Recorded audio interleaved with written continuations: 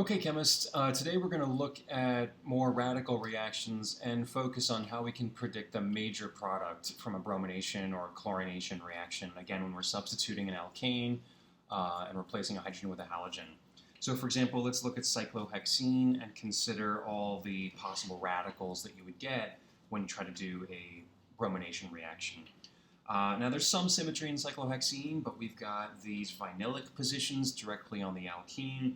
We've got these positions one away from the alkene, and then we've got these positions 2 carbons away. So at first glance, there's 3 different types of radicals that we could form, and I'll draw those as intermediates. I'm not going to draw the curved arrows for it, but you have the possibility of forming a radical right on the alkene carbon. Alternatively, you could form a radical on the other side of the ring out here, or alternatively, you could form a radical at the very bottom of the ring. Now, at first glance, based on what we've said so far, those all look to be secondary because they're on a carbon attached to 2 other carbons, but these are all very different from each other. This first one is called a vinylic radical, meaning it's directly on what looks like an alkene carbon.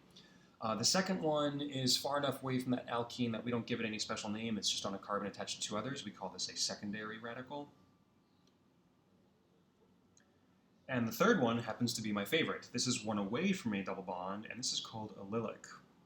It's not directly on the double bond, but it's 1 carbon away, and that turns out to be really useful because of resonance. There is another resonance contributor for this, where that pi bond can share its electron, one of its electrons, with that single radical and delocalize that radical. Radicals aren't ions, but we still think of them as electron-deficient species. So you look at them and they look similar to cations, where they don't have a charge, but they're not completely filling the octet. So they're electron-deficient and they're not happy. They're pretty unstable. So we could draw a contributor where this electron meets up with one of those pi electrons, sending the other pi electron out to this carbon atom, and you get a different resonance contributor. Happens to look very similar to the one I drew originally, but that does count. So this is resonance stabilized. So allylic happens to be the best, and that's because it's resonance stabilized. Now, just to go back, what's up with that vinylic one? Can we draw any resonance for this? No, it's sitting right on that carbon atom, which already has the pi bond on it.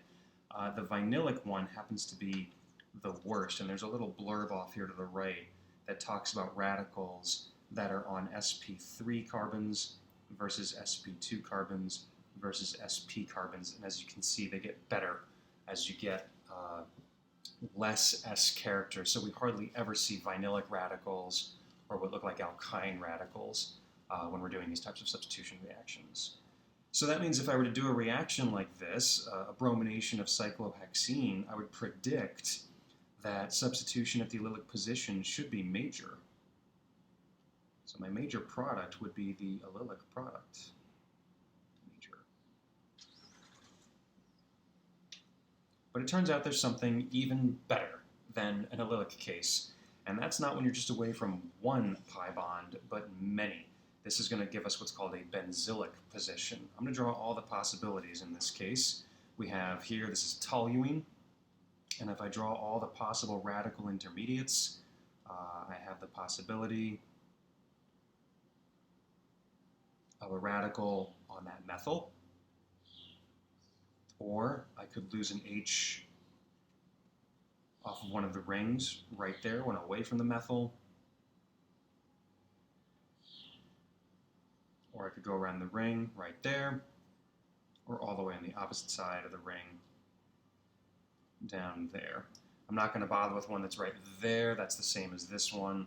Likewise, right there would be the same as this one, and don't you dare put one there. There's no hydrogen on that carbon.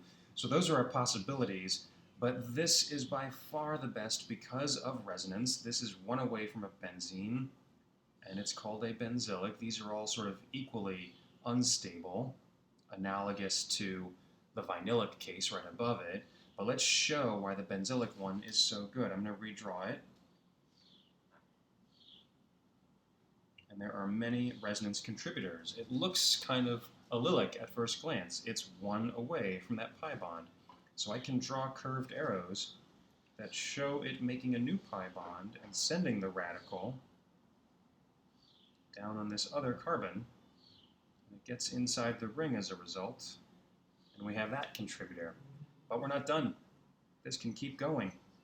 It's now allylic to this other pi bond, and I can get that radical on the carbon all the way on the other side of the ring. And we're still not done. I can then team up with that pi bond and get the radical at the very top of this six-membered ring. And we're still not done. We can come full circle and get it back onto that, what used to be methyl group, and regenerate the six-membered ring with those alternating single and double bonds. So I have a number of resonance contributors out of this, and hopefully that lets you see why this is such a stable radical compared to any of the others. So our major product is going to be substitution at that methyl position. It also keeps the benzene intact. We'll see later on in the course why that is so useful. So now we can summarize this with what we know about other types of radicals and make a nice chart here where we have the most stable case would be the benzylic radical. So arrange these in order of increasing stability or rank them. So number one is the benzylic case. The next one would be this allylic one. That's the second most stable. And then we get to just substitutions of different numbers of carbons. Right next to the benzylic, I spy a tertiary radical, so that, ironically, is the third most stable one. Then I spy a secondary radical, that would be the fourth most stable. And then I spy a primary radical over here, I guess that would rank number 5. And then in this list, the worst one I see is the methyl radical right there, number 6. Very hard to generate with no extra carbons donated to electron density. So now, instead of considering all the possible products, let's just focus on what the most stable one would be. So what's the major product from the monobromination of each of these things? Well, I'm just looking for a carbon with a hydrogen on it so that when I replace that hydrogen with a radical, I get the most substitution possible. There's only two possibilities in this first one. I've got one right in the middle, that would be secondary, or I've got these methyl spots, that would be primary. So I'm going to form a radical right there, and my substitution product would primarily be that. B, right below it, a couple more possibilities. I've got a primary spot, secondary spot, and a tertiary spot. We're going to go for the tertiary spot. So I'm going to get that. Probably orders of magnitude more than the other possibilities. C, pretty interesting example with multiple possible spots. I've got a primary there, a secondary there. Notice there's no hydrogens on that carbon, so I can't put a radical there. Lots of other secondaries, but my favorite one is that tertiary spot.